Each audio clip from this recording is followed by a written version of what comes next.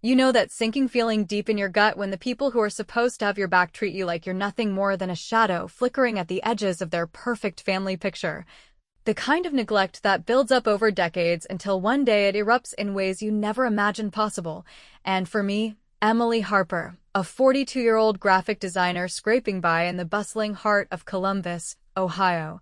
That moment arrived like a thunderclap during what should have been just another ordinary summer when my parents, Richard and Linda, decided to jet off to a lavish Hawaiian paradise for 2 full weeks of indulgence, complete with oceanfront suites, gourmet luau's under swaying palm trees, and endless rounds of golf for Dad, all while packing my brother Mark along as their prized companion, leaving me behind with nothing but a vague mention in a group chat that felt more like an afterthought than an invitation, as if my existence was something they could conveniently forget when it came time to celebrate life's little luxuries. It wasn't the first time I'd been sidelined in our family dynamic. Growing up in that modest split-level house on the outskirts of Dayton where the air always carried the faint scent of Mom's pot roast simmering on Sundays and Dad's old vinyl records spinning tales of better days. But it was always Mark who got the spotlight, the one whose Little League triumphs filled the scrapbooks, while my quiet achievements in art class and straight-A report cards gathered dust in the basement amid boxes of forgotten holiday decorations, their excuses flowing as easily as the Ohio River after a heavy rain, claiming that tough love would make me stronger, independent, self-reliant. Words that rang hollow every time I watched them pour their savings into his college tuition or bail him out of yet another misguided business venture that promised the world but delivered only debt and disappointment, leaving me to navigate my own path with scholarships and side gigs that paid just enough to keep the lights on in my cramped apartment overlooking the Scioto River. That vacation exclusion hit differently, though, crystallizing years of resentment into something sharp and unyielding, especially when I saw Mom's Instagram feed lighting up my phone screen late one evening as I sat alone with a glass of inexpensive Merlot. Her posts capturing sun-drenched selfies with Mark grinning beside her, captions gushing about cherished time with my favorite adventure partner, and hashtags like hashtag Aloha Spirit and hashtag Family Memories that twisted the knife deeper because if family meant anything, it should have included the daughter who'd been quietly covering half their utility bills for the past 5 years, wiring money from my freelance checks to keep their air conditioning humming through those sweltering Midwest summers, and their internet connected for Dad's endless sports broadcasts, all while I skipped my own vacations to make ends meet. I tried reaching out that night, firing off a casual text that masked the hurt bubbling inside. Hey, looks incredible. Wish I was there soaking up some rays too. But the response was silence. Not even the courtesy of a read receipt or a quick emoji to acknowledge that I'd been seen. And in that void, the reality settled in like fog rolling off the riverbanks, confirming what I'd suspected for so long, that in their eyes, I was the reliable afterthought, the one who fixed problems but never joined the celebrations, the invisible thread holding the family fabric together without ever being woven into the pattern myself. When they finally returned, their skin bronzed from tropical suns and suitcases bulging with tacky souvenirs like seashell keychains and printed shirts that screamed tourist trap, they breezed into my apartment unannounced for what they called a debrief dinner, expecting me to whip up a meal from scratch, because that's what I did, the dutiful one who hosted potlucks and barbecues even after being left out of the guest list, and as they regaled me with stories of volcano hikes and fresh pineapple smoothies, Mom waved off my quiet question about why I hadn't been invited with a dismissive pat on my hand, saying something along the lines of, "Oh, Emily, you hate traveling anyway, and Mark was going through such a rough patch after his divorce. He really needed this time to recharge," while Dad nodded along, adding that I was always so capable on your own. No need to drag you into our little getaway. Their words landing like poorly aimed punches that bruised, but didn't quite knock me down, though inside, the anger simmered hotter than the grill at our annual 4th of July cookout. That night, after they'd crashed on my pull-out couch, jet-lagged and snoring through the thin walls, I couldn't shake the injustice of it all, pacing my living room with its mismatched furniture bought from thrift stores and garage sales, the walls adorned with My own sketches of cityscapes that captured the grit and grind of daily life in a way their polished vacation photos never could, and in a moment of quiet rebellion, I slipped into the kitchen where they'd left Dad's wallet on the counter amid the clutter of takeout containers, pulling out the credit card tied to our joint family account, the one I'd set up years ago at their insistence because they trusted my head for numbers, even if they didn't trust me with a plane ticket. And with a few swift taps on my laptop, I canceled the card outright, placing a hold on the upcoming autopay for their next big splurge, a Mediterranean cruise they'd been bragging about for months. Watching the confirmation screen flash with a sense of illicit thrill that coursed through me like the first sip of strong coffee on a Monday morning. It was a small act, nothing dramatic or destructive, just enough to disrupt their sense of security, a witty nudge reminding them that the invisible daughter could still pull strings when pushed too far. And as I slid the wallet back into place, heart pounding with a mix of exhilaration and that nagging twinge of guilt that always accompanied these family tightropes, I left a simple note on the coffee table for when they woke up. Out handling some errands, might be a glitch with the card. Check the app before slipping out the door into the early dawn light, driving aimlessly through the waking streets of Columbus with the radio tuned low to some classic rock station playing songs about lost highways and second chances. Hours later, as I circled back, my phone began buzzing relentlessly with Dad's frantic texts about declined charges at the gas station and Mom's voicemail pitching higher with each word. Wondering why their world was suddenly unraveling over something as mundane as plastic money, but in the passenger seat of my car, partially hidden under a stack of design proofs, lay that forgotten envelope from Mom's purse, its edges worn and yellowed, addressed to me in handwriting I didn't recognize, sealed with a promise of secrets long buried. And as I glanced at it while pulling into the driveway, a chill ran down my spine because whatever was inside might just be the key to unlocking why I'd been erased from their version of family all along, leaving me to wonder if this was the start of something much bigger than a canceled card. Those initial days following the vacation reveal and my subtle financial jab unfolded with a tension that hung in the air like the humid haze of an Ohio summer evening after a thunderstorm. My parents scrambling to untangle the mess I'd quietly created with that canceled card while I navigated the familiar role of the fixer, offering tech tips over the phone as if I hadn't been the one pulling the plug. All while that mysterious envelope burned a hole in my thoughts, tucked away in my car's console like a forbidden letter from a past life waiting to expose the cracks in the family foundation we'd all pretended was solid for so long. Dad's frustration boiled over during one of our evening calls, his voice gruff and laced with that Midwestern bluntness as he described the bank's endless hold music and the frozen cruise deposit that threatened to derail their next escape from the everyday grind of retirement routines in Dayton, where days blurred into afternoons of Golf Channel marathons and neighborhood gossip over bridge games, and Mom chimed in from the background with her signature sighs, the kind that always implied everything was someone else's fault, conveniently forgetting how I'd been the one wiring funds to cover their escalating cable bills and property taxes for years. Ever since Dad's factory pension proved too thin to stretch across the rising costs of healthcare copays and that leaky roof I kept patching on weekends instead of taking time for my own faltering social life in Columbus. Life slipped back into its predictable grooves on the surface, with me juggling freelance design deadlines for local businesses needing logos that captured their small-town charm while fielding their endless requests for favors. From troubleshooting Dad's clunky desktop computer that refused to update its ancient software to running errands for Mom's latest craft store hauls that filled their garage with half-finished projects destined for the next church bazaar. But beneath it all, the resentment simmered like a pot left too long on the stove, bubbling up in quiet moments when I'd catch myself staring at old family photos on my phone. The ones from holidays where Mark's toasts always stole the show while my contributions to the meal went unacknowledged, reinforcing that pattern of favoritism that had started in childhood and never really faded. Even as we all aged into adults grappling with our own versions of disappointment and unmet dreams. That envelope finally demanded attention one drizzly afternoon when my parents headed out to their weekly bingo night at the community center. The place where they'd bonded with other retirees over marked cards and shared stories of grandkids they doted on far more than they ever did me, leaving their house keys under the mat as usual because trusting me with access came easy when it meant free labor. And I seized the moment to rifle through Mom's purse on the kitchen counter, my fingers trembling slightly as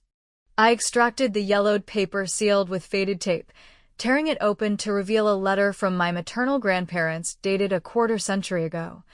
Its elegant script detailing a family trust fund intended for education and stability, but skewed heavily toward Mark to appease some long-standing feud on Mom's side where aunts and uncles had threatened to withhold inheritance unless the boy got the lion's share for a secure future, explicitly noting that I, as the daughter, was to be supplemented minimally to encourage independence, a polite way of saying they'd been shortchanged on purpose to keep the peace in a lineage riddled with old money grudges and whispered resentments passed down like heirloom china. The words hit like a freight train barreling through the quiet suburbs, explaining not just the lopsided college support where Mark sailed through on family loans forgiven without question while I scraped by on merit aid and part-time jobs flipping burgers at a drive-thru that smelled eternally of grease and regret, but also the deeper why behind every overlooked birthday milestone and every time they'd prioritized his crises over my quiet victories. Like the art exhibit I'd curated in my 20s that earned local praise, but barely a congratulatory call from home, and as I folded the letter back into its envelope with hands that shook from a cocktail of betrayal and bitter clarity, a wry internal chuckle escaped because of course this was the script. The invisible daughter written out of the plot to preserve the golden sun's spotlight, turning what I'd always chalked up to benign neglect into a calculated erasure that made my blood run hot with the injustice of it all. Revenge took shape not in explosive confrontation, but in something sharper, more personal, targeting their upcoming neighborhood block party that Dad hyped as the social event of the season, where he'd man the grill with his collection of marinades and stories about his glory days at the plant, and I'd volunteered weeks earlier to handle the logistics like ice for the coolers and setup for the picnic tables, because that's what reliable Emily did, blending into the background to make everything run smoothly without seeking credit or thanks. But this time, as the morning of the event dawned bright and buzzing with the hum of lawnmowers and kids' laughter echoing down the street, I deliberately overlooked the crucial ice run, letting the request slip from my mental checklist. Amid the chaos of my own work calls, arriving fashionably late with only the folding chairs and a vague excuse about traffic snarling up from the highway. By midday, the party was in full awkward swing under the relentless July sun, guests milling about with sweating brows and lukewarm beers pulled from insufficient coolers. Dad's face flushing deeper than the cherry tomatoes on his famous salad as neighbors exchanged sidelong glances and murmurs about the Harpers skimping on basics, while Mom fluttered around with forced smiles, her pearl earrings glinting as she hissed questions at me under her breath about where the ice had vanished to, and I met her eyes with feigned surprise, spreading my hands wide in mock apology. Must have slipped right past me in the rush. Guess even I can't juggle everything perfectly every time, the words laced with just enough edge to sting without drawing blood, watching as they piled into the car mid-gathering to chase down frozen blocks from a distant store, returning to a thinned-out crowd and Dad's pride dented like a fender bender on the interstate. It was a petty triumph, satisfying in its wit like seasoning their coffee with a dash of something unexpected before a long drive, a light jab that left them scrambling and exposed without crossing into outright war. Yet as the sun dipped low and I helped pack up the remnants under strings of patio lights, a hollow ache settled in my chest because playing these games still tethered me to them. The family mule trudging along the same worn path, and I couldn't shake the nagging question of whether cutting loose entirely might be the only real escape from this cycle of give and take that always left me emptier. That night, as I drove back to Columbus through the darkening fields dotted with silos standing sentinel like silent witnesses to rural heartaches, my phone shattered the quiet with an incoming call from Mark. His voice smooth and overly familiar as he launched into a request for sisterly advice on a family matter that's come up, mentioning the old envelope in passing as if it were common knowledge he'd referenced before. sending a jolt through me because his casual tone hinted at complicity, suggesting he might have known about the rigged trust all along and used it to his advantage in ways that pulled even tighter on the strings of our dysfunctional web, leaving me to hang up abruptly with my mind racing toward what other layers of deception he might be guarding. Mark's unexpected call echoed in my ears long after I'd ended it with a curt goodbye that masked the storm brewing inside, turning what should have been a quiet evening of sketching new client concepts by the glow of my laptop screen in my Columbus apartment into a restless night of pacing the worn hardwood floors that creaked underfoot like the settling foundations of my own unraveling. Trust in the family I'd spent decades propping up, his casual mention of the envelope suggesting layers of knowledge I'd never suspected, as if he weren't just the beneficiary of their favoritism, but an active player in scripting my exclusion from the very start, leaving me to toss and turn amid tangled sheets while rain pattered against the windowpane, washing away the remnants of summer heat, but not the chill of realization that the brother I'd defended in countless sibling squabbles might have been pulling strings all along to keep me in the shadows. The next morning brought no clarity, only the grind of daily obligations that pulled me back into the orbit of my parents' world despite my growing urge to break free, with Mom's voicemail arriving just as I brewed my first cup of coffee. Her voice laced with that familiar blend of complaint and expectation as she recounted the block party mishap to anyone who would listen, including the neighbors who'd pieced together the ice fiasco as yet another sign of the Harpers' quirky unreliability, and Dad's follow-up text demanding I swing by after work to sort out their latest banking headache, because apparently no one else in the family had the knack for navigating online portals the way I did, even though I'd been the one quietly monitoring those accounts for years to ensure their social security checks cleared without a hitch and their grocery runs didn't bounce, all while my own savings account hovered perilously close to empty from covering those unspoken contributions that kept their retirement afloat in the face of rising costs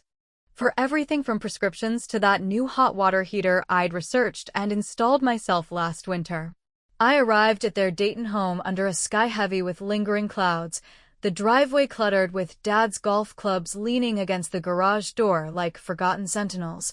and as I stepped inside to the scent of Mom's simmering vegetable soup meant to soothe whatever ailed the household that day, the routine felt oppressively familiar.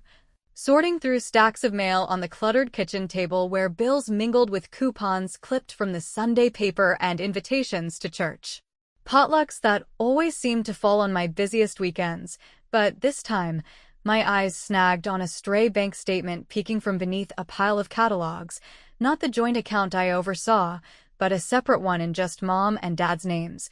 its pages thick with transaction histories that revealed a pattern of quiet diversions, pulling funds directly from my automated transfers over the past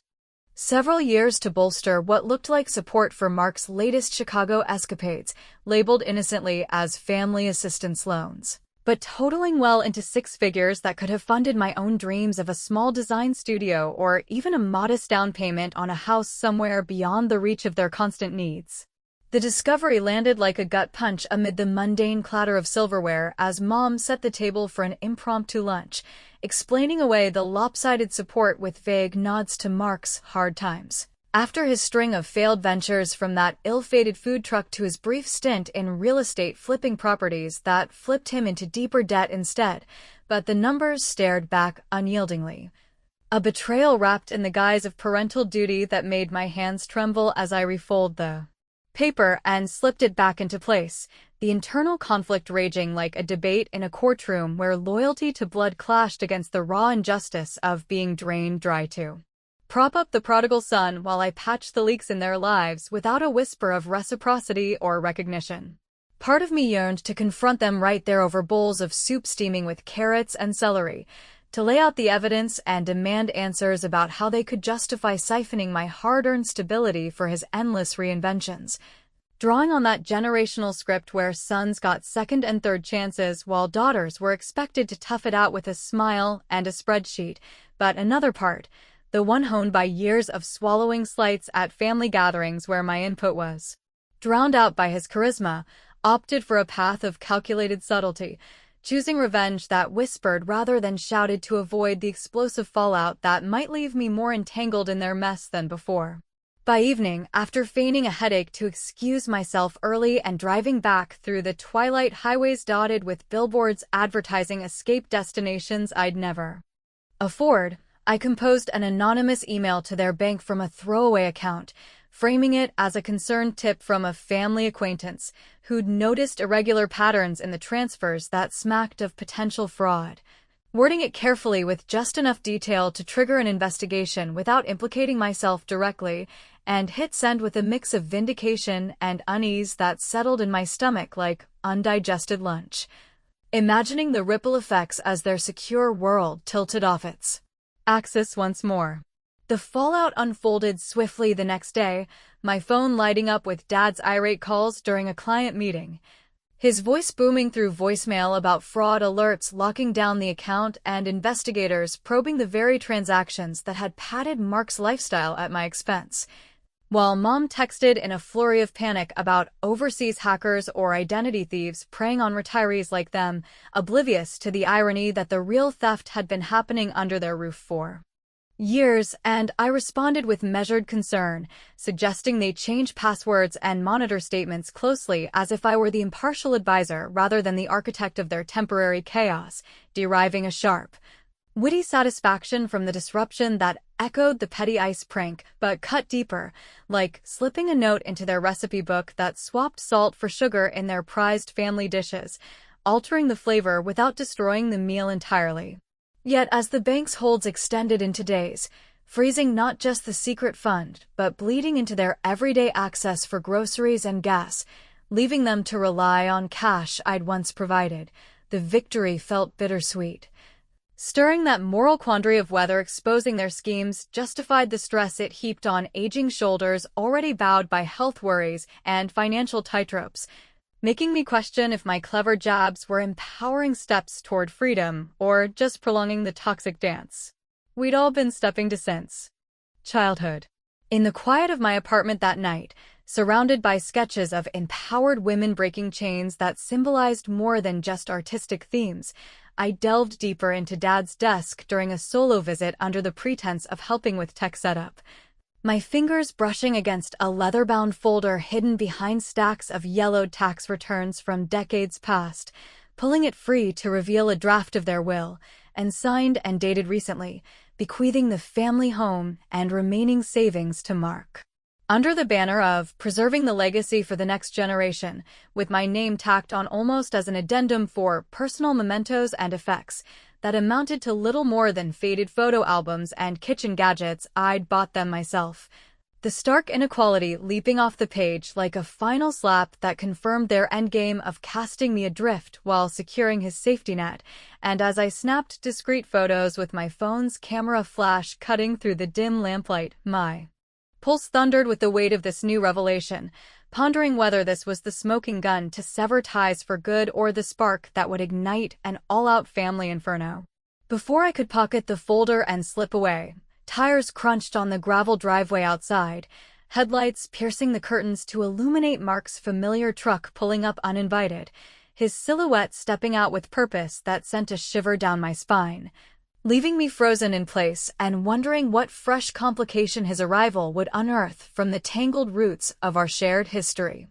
Mark's truck idling in the driveway cast long shadows through the half-drawn curtains of my parents' living room, turning what had been a solitary moment of discovery into a scene straight out of one of those tense family dramas that play out on late-night cable channels, where siblings circle each other like wary animals sensing territory, disputes long simmering beneath the surface of holiday cheer and forced reunions, and as I hastily tucked the wool folder back into Dad's desk drawer with its creak of protesting would echoing my racing heartbeat, I smoothed my shirt and stepped into the hallway just as he pushed through the front door without knocking,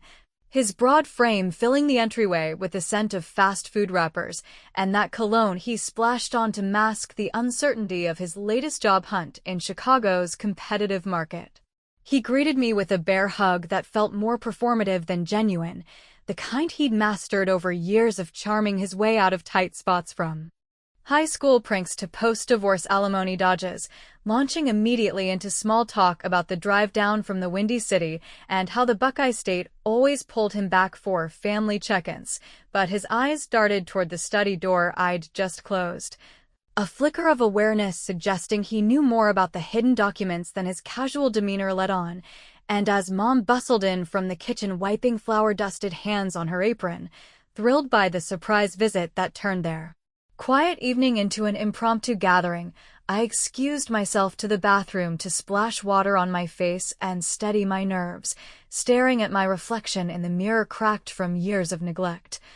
wondering how deep his involvement ran in this web of favoritism that had siphoned not just money, but emotional equity from my life to fuel his perpetual reinventions. Dinner unfolded around the scarred oak table where we'd shared countless meals laced with unspoken hierarchies, Mom dishing out her signature meatloaf slathered in tangy ketchup glaze alongside mashed potatoes whipped creamy with butter from the local dairy that sponsored their church events, while Dad regaled Mark with updates on the neighborhood gossip and his ongoing gripes about the rising costs of everything from gas to golf fees, the conversation flowing easily between them in that effortless rhythm of the chosen ones, leaving me to nod along and refill water glasses, my mind replaying the Will's cold legalese that positioned me as little more than a footnote in their legacy, a role reinforced by Mark's probing questions about my freelance workload and whether I'd finally settled down with someone stable, his tone dripping with that patronizing concern that masked his own instability, like the time he'd crashed on my couch for a month after one of his ventures tanked, eating my groceries while pitching grand ideas that never materialized. The dilemma gnawed at me through each bite, the savory comfort of the meal clashing with the bitter taste of betrayal as I weighed the urge to confront him right there amid the clink of forks and laughter about old fishing trips where he'd always caught the biggest bass, against the risk of shattering the fragile peace that kept Dad's blood pressure in check and Mom from dissolving into one of her anxiety spirals, because deep down, a part of me still clung to the hope that this was all a misunderstanding,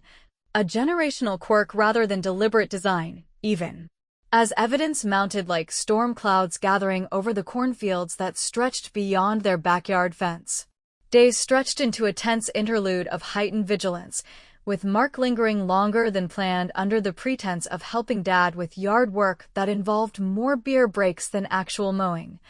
while I commuted back and forth from Columbus to maintain the facade of the dutiful daughter, packing boxes in my apartment during stolen evenings amid sketches of abstract designs that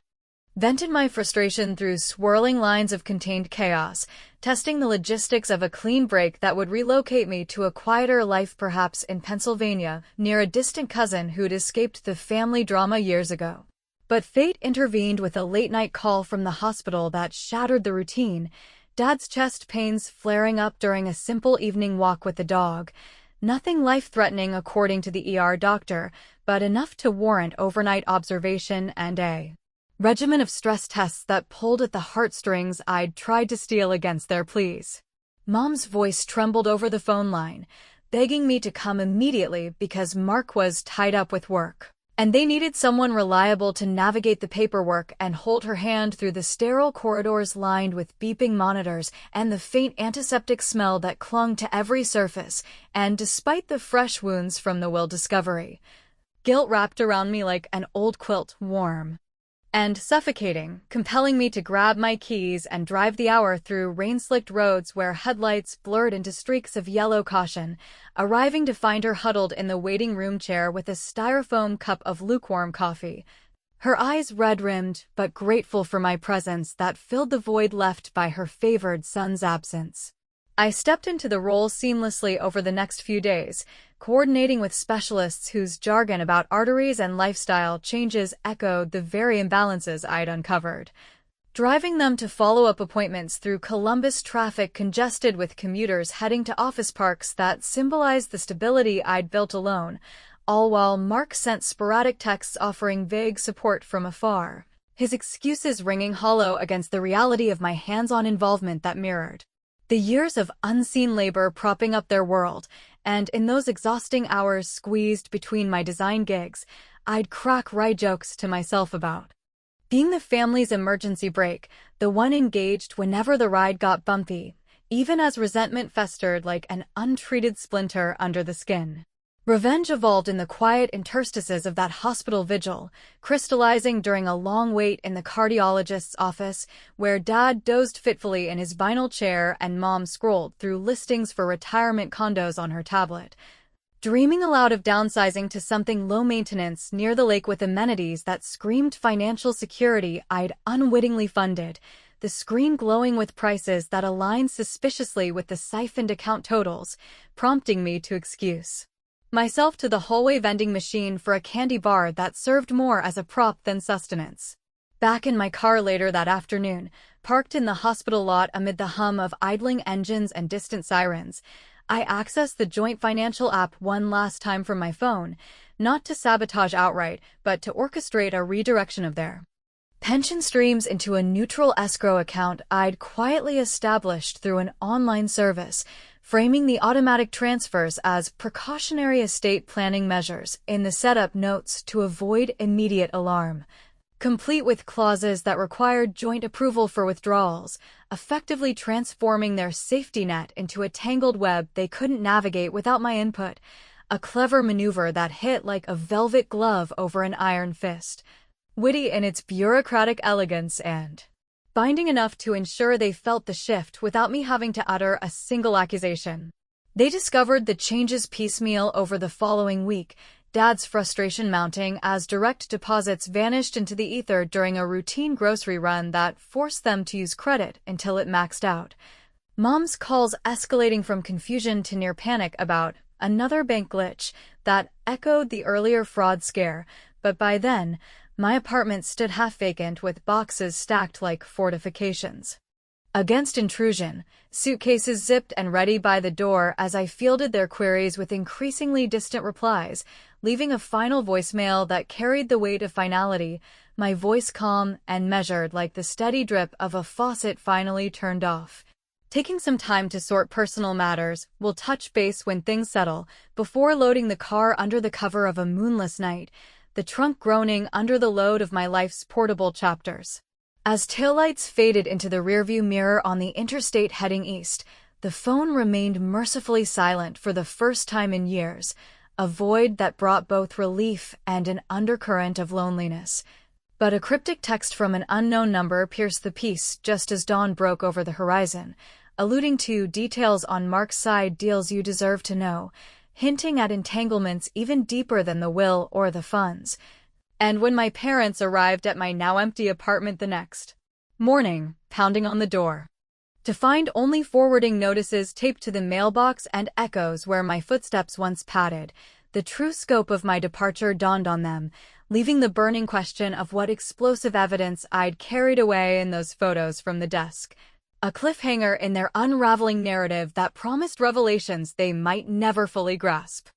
The miles unspooling behind me on that rain-slicked interstate stretching eastward from Ohio toward Pennsylvania felt like the physical manifestation of the emotional distance I'd craved for years. Each passing mile marker a silent affirmation that I was finally severing the invisible cords that had tethered me to the Harper family drama. Cords woven from decades of overlooked birthdays and one-sided sacrifices that left me depleted in ways no bank statement could quantify, yet as the wipers slashed rhythmically across the windshield, blurring the taillights of semis hauling freight through the night, doubts began to weave their way into my thoughts like threads escaping a frayed seam, making me question whether this bold escape to crash with my distant cousin in a quiet corner of the Keystone State represented true liberation or merely a self-imposed exile that would echo with the hollowness of severed roots in the fertile soil of family ties, however toxic they had proven to be. Voicemails piled up on my phone like autumn leaves accumulating on a neglected porch, a barrage from Mom's tearful entreaties laced with accusations of ingratitude and Dad's gruff demands to fix whatever glitch you caused with the money.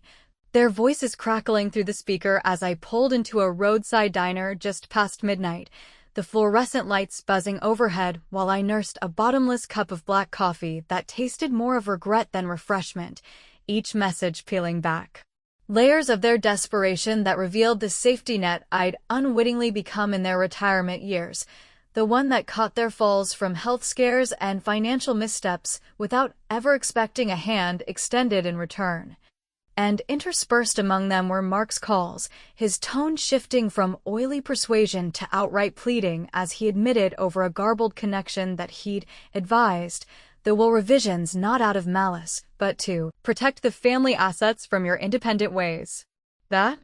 might scatter everything, framing his complicity as some chivalrous strategy rather than the self-serving maneuver it clearly was, designed to consolidate his inheritance while leaving me to fend for myself as always. The golden child ensuring his perch remained secure atop the precarious family pyramid. Days blurred into a tentative new normal in my cousin's spare room overlooking rolling hills dotted with Amish buggies and cornstalks swaying in the breeze, where I set up a makeshift workstation on a rickety desk cluttered with sketch pads and a borrowed laptop, diving into freelance gigs that paid enough to keep gas in the tank and groceries on the shelf, but offered no buffer against the emotional aftershocks rippling from the life I'd left behind, and it was during one such late afternoon session, sunlight slanting through lace curtains to illuminate dust motes dancing like unsettled spirits, that I mustered the resolve to answer their group video call, propping the phone against a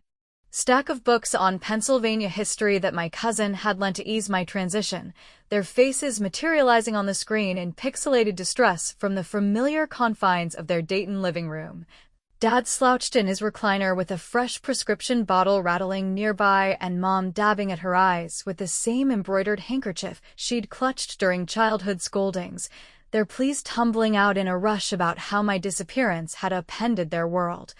With the escrow locks on the pensions turning simple errands into ordeals of cash withdrawals and bank queues that exhausted their already waning energy. I laid it all bare in response, my voice steady despite the knot in my throat, recounting the envelope's revelations about the rigged trust that had shortchanged my education to favor Mark's stability, the siphoned funds from my transfers that padded his failed schemes while I covered their basics, and the will's draft that relegated me to scraps of sentimentality. Amid their legacy of favoritism, watching Dad's face crumple into lines etched deeper by years of factory grit and unspoken guilts, his stammered defense invoking old-world notions of providing for the son to carry on the name, that rang as outdated as the rotary phone still mounted on their kitchen wall, while Mom nodded through sobs, admitting the Hawaii vacation snub had been thoughtless oversight born of habit, a partial confession that cracked the facade but stopped short of full accountability, leaving threads of ambiguity dangling like loose ends in a half-knitted scarf. Mark jumped into the frame then, his Chicago skyline backdrop mocking the Rust Belt simplicity behind them, defending his role with a charisma that once charmed teachers and lenders alike, claiming the financial funnels were loans we'd repay when things turned around. But I cut through the spin with the precision of a well-honed design tool, revealing how I'd forwarded the will photos to a lawyer acquaintance specializing in estate disputes, who confirmed its contestability under Ohio law and had already initiated a hold on their assets pending review, effectively tying up the house, savings, and that secret account in a web of probate proceedings that could drag on for years, draining their resources on legal fees while exposing every skewed transaction to scrutiny from faceless bureaucrats who cared little for family lore. Your safety net, the one I wove thread by thread from my own earnings and endurance, is gone now, I stated flatly, the words landing with the finality of a door clicking shut, their expression shifting from denial to dawning horror as Dad clutched at his chest in a gesture that echoed his recent hospital scare, Mom whispering fragmented regrets about lost opportunities for fairness that might have rewritten our story. But I ended the call before the pull of reconciliation could weaken my resolve, the screen going dark as abruptly as a power outage during a summer storm, leaving me alone with the echo of my own breathing and the weight of satisfaction mingled with a profound solitude that settled over the room like evening fog rolling down from the hills. 2 months on, rooted in this borrowed space with its creaky floors and views of harvest moons rising over quilted fields, I've carved out a rhythm of independence that feels both exhilarating and isolating. My design work flourishing through online networks that connect me to clients across the country without the anchor of family obligations dragging at my focus. No longer fielding midnight crises or wiring emergency funds that vanish into Mark's vortex of ventures, who has since gone radio silent, likely retreating to plot his next pivot away from the spotlight of accountability, while letters from my parents arrive sporadically in the mail. Handwritten missives on lined paper that blend apologies with updates on Dad's stabilizing health and Mom's tentative steps toward therapy. Sessions at the local senior center, hints of vulnerability that tug at the edges of my detachment, but remain unanswered in a growing stack on the dresser, each one a reminder of the partial truths they've shared without fully unraveling the deeper deceptions. Like the full story behind Grandma's side of the family and their influence on the trust that set this imbalance in motion. The envelope itself stays sealed in my mind's vault, its contents a puzzle piece that teases greater mysteries about whether their love ever held equality at its core, or if I was always the spare in a narrative scripted for another's triumph. And as I stand at the window watching leaves turn crimson in the autumn chill, the ambiguity lingers like the unanswered questions in a conversation cut short, prompting reflection on whether my revenge, clever, cutting, and complete, has freed me into genuine empowerment or merely traded one form of loneliness for another, the kind that echoes in the quiet spaces where family should fill the voids, but instead leaves room for self-forged paths forward into an uncertain horizon.